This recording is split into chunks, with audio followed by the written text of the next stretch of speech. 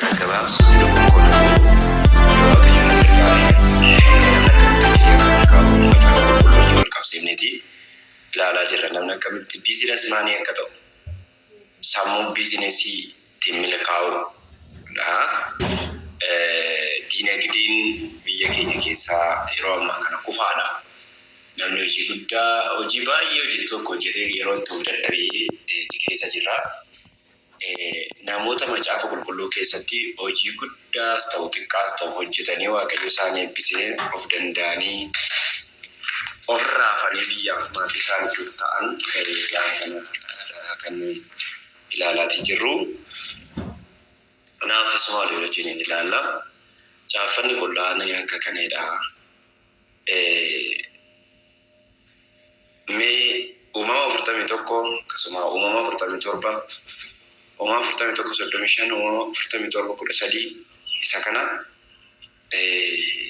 gaafa laaltan namoota hojiitti dadhaban argitu. Already isa dura waaqayyo akka nuuf ibsuuf guyyaarraa kana waaqayyoon kadhanna. Abbaa keenya mootii bara baraa waaqayyo abbaa keenya guddifnee baay'inee galateeffannaa. Maqaa gooftaa maqaa Yesuus Kiristoosiin galanni guddaan finni guddaan bara baraan siif haa ta'u. Situ nu gargaarsa ayyaana nu baay'ise. Sinnu eege sinnu tiksee gargaarsa kee hundumaatiif maqaan kee ulfaatu.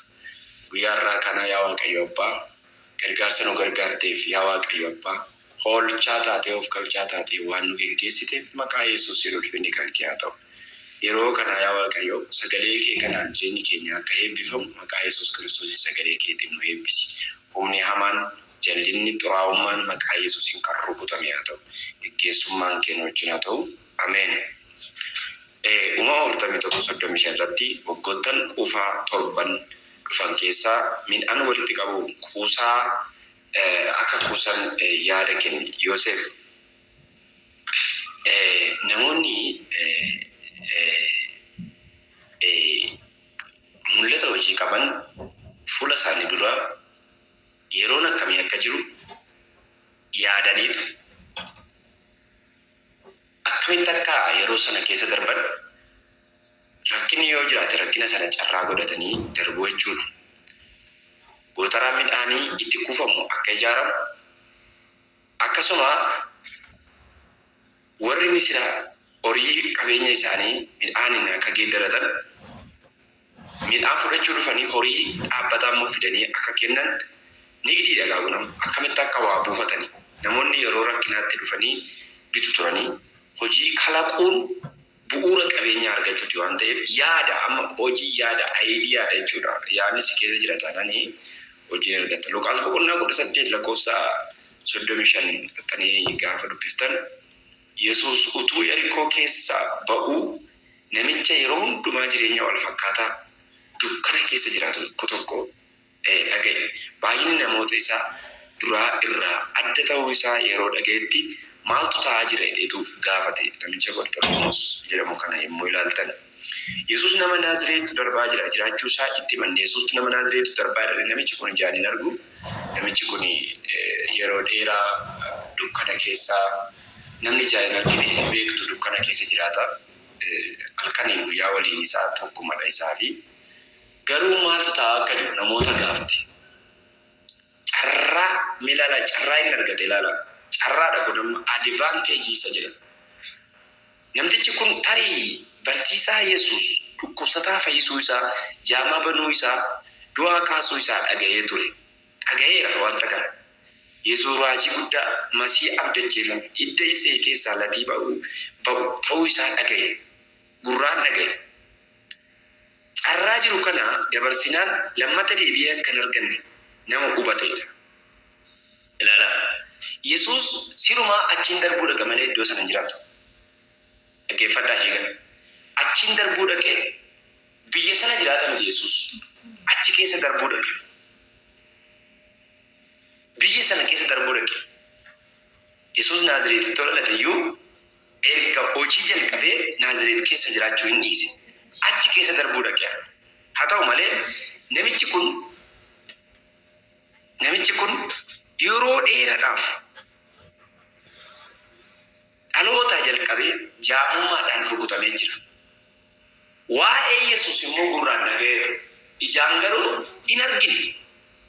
Waa'ee Yesuus du'aa kaasuusaa, naafa diriirsuusaa, jaamaa fayyisuusaa, dhukkubsataa hundumaa fayyisuusaa, fayyisaa akka ta'e, latii Isseey keessaa akka ba'e, ilma Daawit akka ta'e, Masiihicha guddaa raajii abdachiifame akka ta'e beeka, dhaga'eera. Garuu ijaan argee hin beeku. Garuu hin dhaga'e malee argee hin beeku. Waan baay'ee sin dhibu namichi kun waan dhaga'e kana ijaan arguudhaaf carraa tokkittii kana qaba. Dhaggeeffadhaa. Carraa tokkittii kana qaba. Carraa tokkittiin inni qabu kuni yoon iyyee yoon dubbadhee iyyee akka inni bira dabarre godhe malee kun na bira dabarraan. Inni amma carraa kana of dabarsinaan deebi'ee hin argadhu.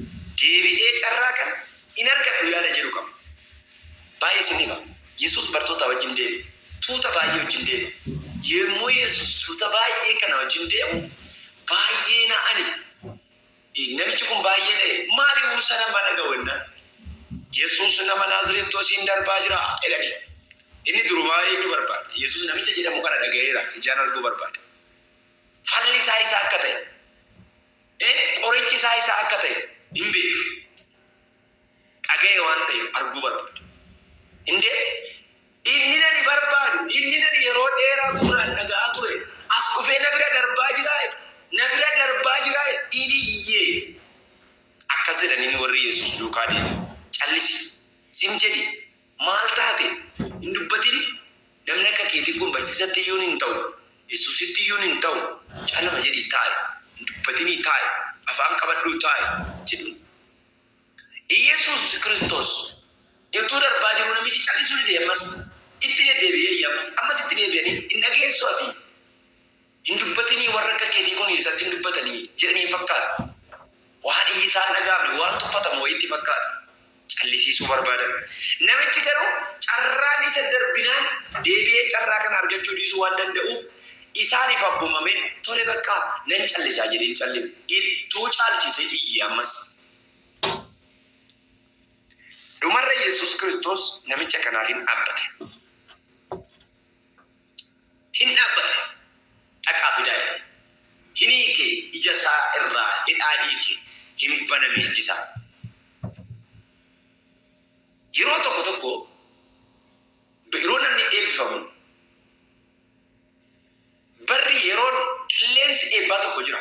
Yeroo kana rafne taanaan bara baraan ol kaanee hojii hojjennu. Iji keenya mul'ata arguu qabnu irratti dafee hin banamu yoo ta'e, jaamnee yeroo hundumaa carraa dhufitti fayyadamnu yoo ta'e, eega barri darbe, eega wanti hundumtu darbe booddee of barra. Oromoon akkas jedha. Humni ganama dhufaa, yaadni galgala dhufaa jedhu. Humni galgala dhufa jechuun dargaggummaadha. Yookaan qeerrummaa, saafilummaa, umurii dargaggummaa fi shamarrummaa isa yeroo barbaadde bakka barbaadde geessee deebitu. Isa irriba yeroo fuudhiifte yoo sitti dhaga'ame. Isa halkanii guyyaa yoo hojjette homaa sitti dhaga'ame. Isa fiigdee bahuu dandeessu humna inni. Haa ta'u malee yaadni immoo galgala dhufaadha. Yaadni galgala dhufa jechuun immoo erga dulloomtee waggaa 45 guuttee 40 ol midhaanii kana keessa tasgabbooftee yaadni hojii, mul'anni hojii akkatti tasgabbooftee qaama yaadi dulluma keessa dhufa. Yaada nama dulloome jechuun yaada bilchaataadha baay'ee. Kanaaf erga tokko nufu humni ganama dhufa, yaadni galgala dhufa inni Oromoon jedhu isa kana jechuudha. Kanaaf tokkos jira aannani yeroo kamiin dhufa marka minaa yeroo kamii gahan jedha tokkos jira isa immoo beeku. Kanaaf wanta kana amuma yaada bilchaata qabaachuudhaan wanta nu darbuu qabne akka nu darbine gochuun baay'eessa jechuu barbaadetanii inni gara biraa milkaa'uudhaaf odeeffannoo sirrii qabaachuudha. Tikikkelanya marraja. Odeeffannoon baay'ee murteessaadha. 21 century yookaan jaarraa 21ffaan kuni jaarraa odeeffannooti. Odeeffannoodha. Yeroo informationiti. really information sirrii ta'e qabaachuun sirriidha. Waa'ee gabaa biyyaa, waa'ee addunyaan kurra jirtu, waa'ee hojii. Namni hojii uummatee milkaa'u tokko waan hojjetu sanaaf sirriitti beekumsa odeeffannoo sirrii qabaachuun baay'ee barbaachisaadha. Namoonni odeeffannoo sirrii odeeffachuudhaan hojii gurguddaa hojjetanii milkaa'an jiru. Kan akka Riikaardi Birooson, kan akka Jeems Yaawun namni tokko odeeffannoo qabu olitti adeemuu yookaan guddachuu hin danda'u. Hojii eegaltu tokko odeeffannoo sirriin si barbaachisa bakka. Kanaan achi namni tokko dhufee hojii hojjechaa jirtu sanaaf odeeffannoo sirriin taane si kenninaan hin dhiifta. Kanaan achi dadhabbii qofa ta'a jechuudha. Lallaba boqonnaa 10 lakkoofsa 15 naqaa dubbisaa. Namni tokko waan hojjetee milkaa'uu qabu tokkoof beekumsa sirrii isa barbaachisa jechuudha. Tikkakkaleenya